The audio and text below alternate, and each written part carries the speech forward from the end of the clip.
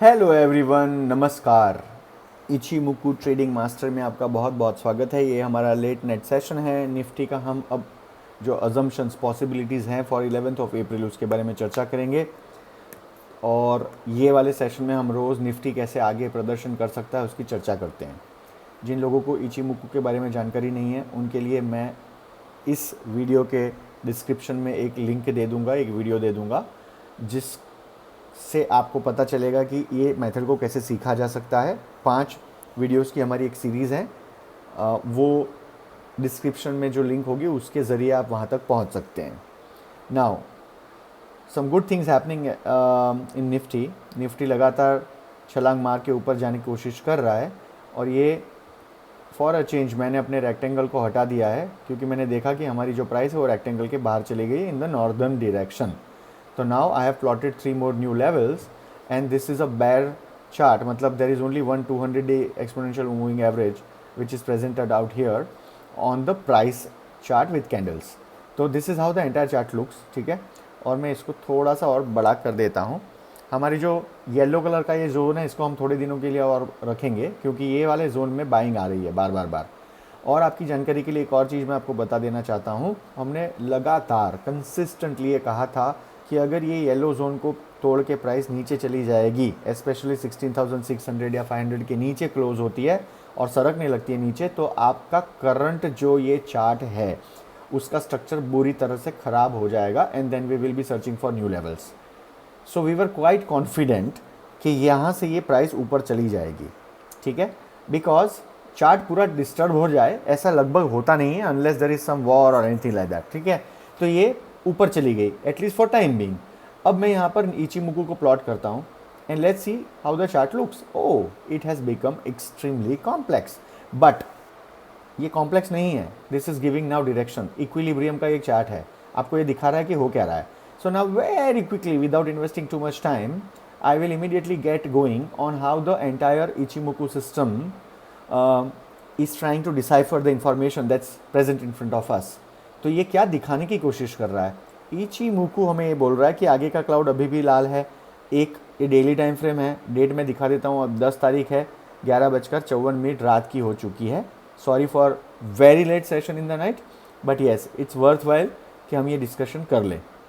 आगे का क्लाउड लाल कलर का, प्राइस जो है वो बेस लाइन और कन्वर्जन लाइन के ऊपर चली गई है। लाल कलर की लाइन जो है हमारी बेस लाइन है, ब्लू कलर की लाइन कन्वर्जन लाइन है। प्राइस उसके दोनों के ऊपर है। 200-day मूविंग एवरेज एक्सपोनेंशियल के भी ऊपर प्राइस चली गई है। और यहाँ पर हमारा चीको जो है अभी भी फंसा हुआ है ट्रैफिक में। इसका क्या मतलब निकल के आ रहा है? हमारी जो 5 या 6 मेजर कंडीशंस होती हैं उसमें से सिर्फ एक कंडीशन मैट है और वो है ये प्राइस जो है वो सारे के सारे इक्विलिब्रियम से ऊपर है बट कुमो के नीचे है। सो ये बुलिश बिहेवियर है प्राइस का, बट आगे का कुमो रेड, मतलब ये प्राइस के महत्व में कोई मतलब इट्स नॉट वेरी पावरफुल। और दूसरी चीज़ यहाँ पर ये चिको फंसा हुआ है तो this is not a good sign.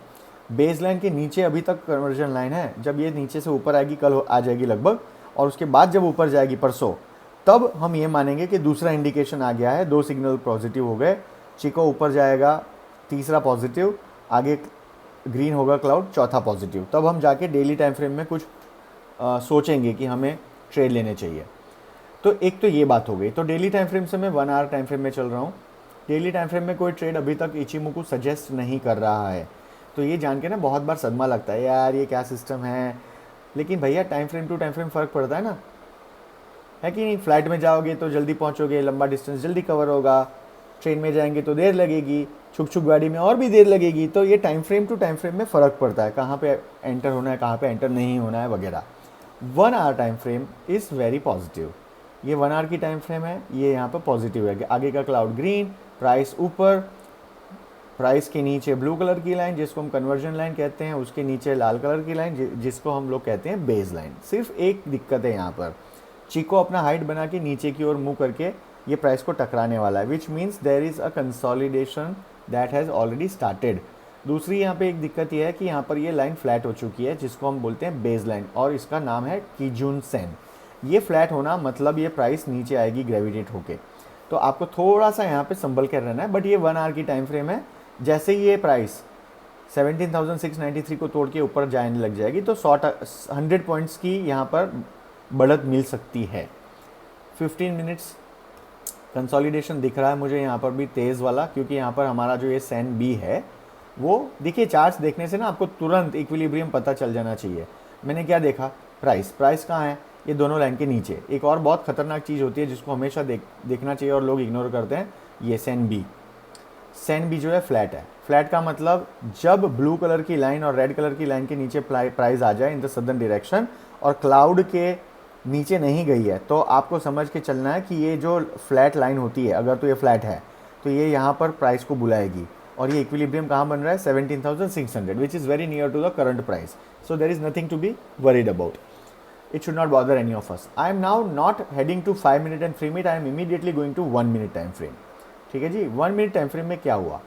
1 minute time frame बड़ा रोचक है ये विषय। देखिए, ऊपर गई, नीचे गई और यहाँ पर अपना करेक्शन भी ख़त्म करने की कोशिश कर रही है ये टाइम फ्रेम। तो इसको अगर हम छोटा करके देखें तो मैं आपको एक चीज़ दिखाना चाहता हूँ। How do you understand whether the market is in the positive direction और इन द नेगेटिव डायरेक्शन। एक मिनट में सिखाऊंगा, 30 सेकेंड्स, उससे ज़्यादा नहीं, 40 सेकेंड्स। चलिए, ये है हमारा चार्ट। इसको आप इग्नोर करिए, हमने जो ट्रेस लिए थे वो है, इसको भी मैं हटा देता हूँ। ठीक है जी, तो ये है हमारा chart.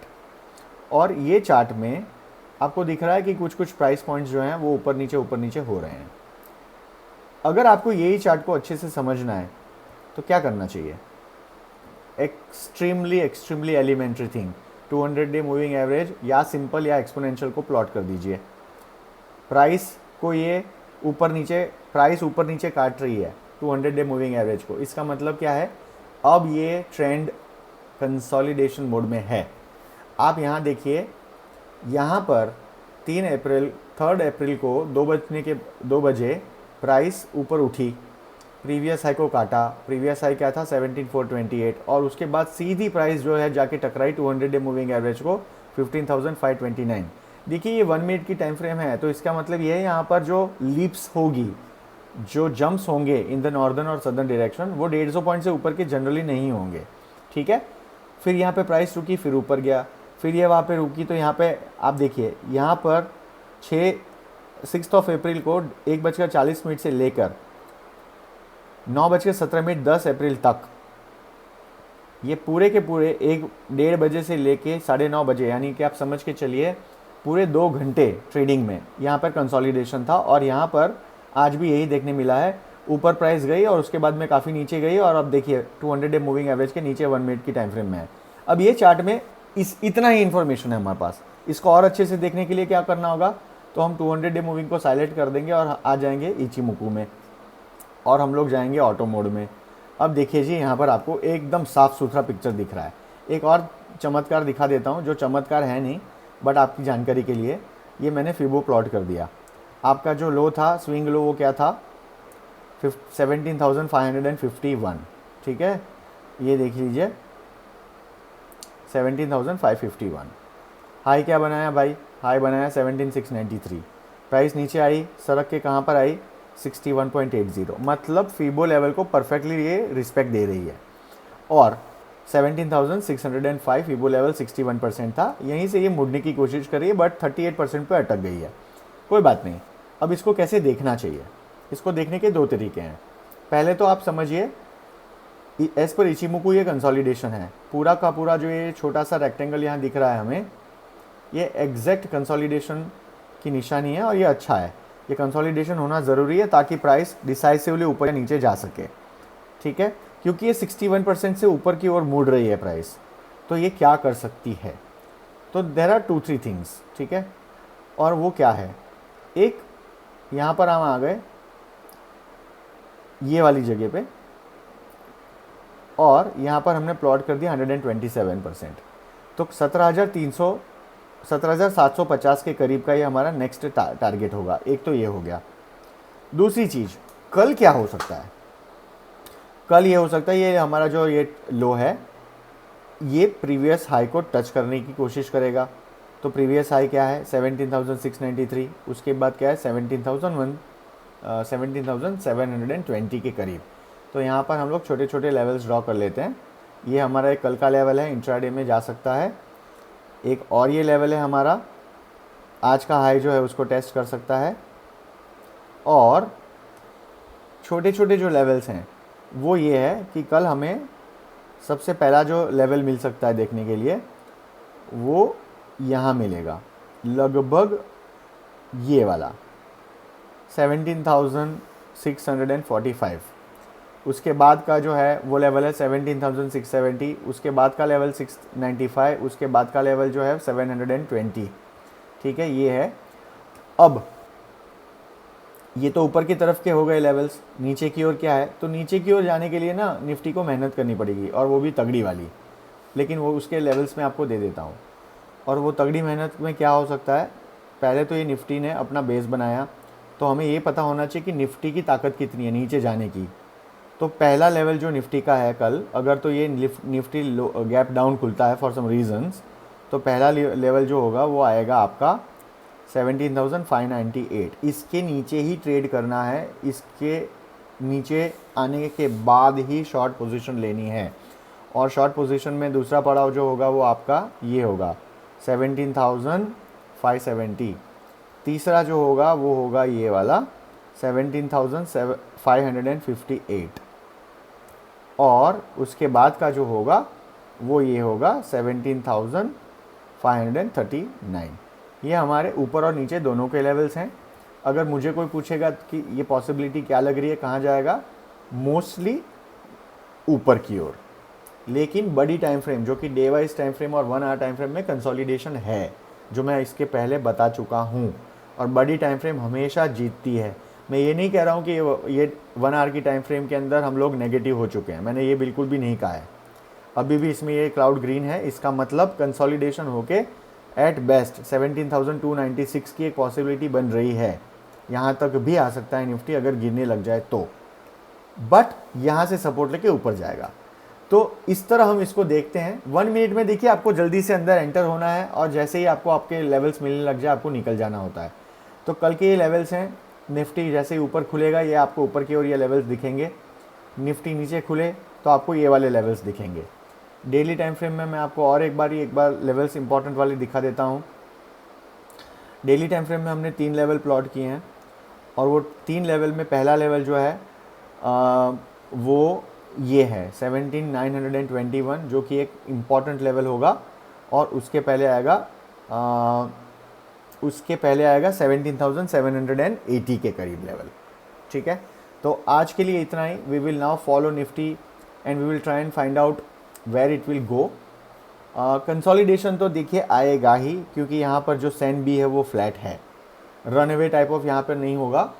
Price has to respect sen A sen B and it will respect. हो सकता है 2-4-5 दिन और ऊपर जाए, बट 17,900 से ये नीचे आएगा, वो पक्की बात है। तो लंबी पोजीशंस जो है, अगर आपको मुनाफा थोड़ा हो रहा है तो 17,750 के करीब थोड़ा सा आप लोग आपका मुनाफा बुक कर सकते हैं। ठीक है, चलिए, थैंक यू वेरी मच। आज के लिए इतना ही।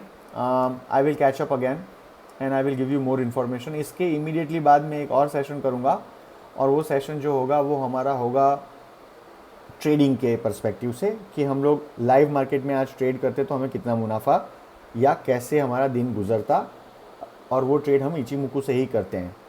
तो I will see you over there in next 5-10 minutes. ठीक है जी, चलिए, थैंक यू वेरी मच, जय हिंद।